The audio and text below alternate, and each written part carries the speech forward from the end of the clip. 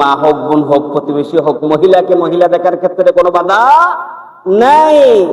মামা, বন্ধু, কালা, শাশু, অমুক সমুক, যে দল বেঁধে আমরা বউ দেখতে যাই, ওটা ইসলাম এলাও করে না। আমরা ওখানে ইসলামকে জবাই করে দিলাম।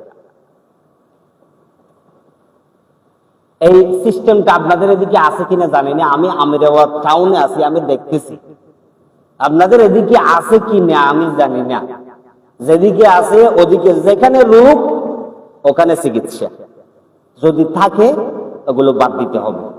মেয়ে দেখতে যাবে পাত্র, পাত্রের সাথে মহিলারা।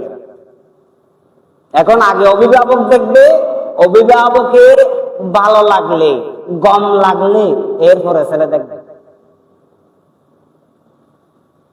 হাদিস শরীফ, আল্লাহর নবী, যিনি বিয়ে করবে তিনি মেয়ে দেখবে, মেয়ে ছেলে দেখবে। উভয়ের পছন্দের দরকার আছে না নাই?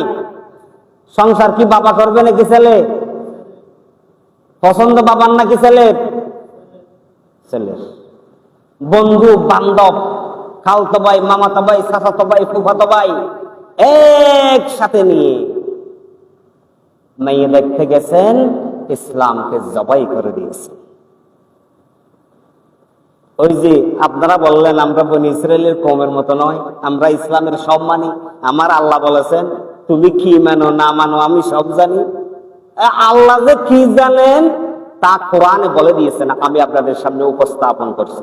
তাইলে মেয়ে দেখতে যাওয়ার সময় ভাই, ব্রাদার, বাবা, মামা, চাচা কেউ যেতে পারবে না।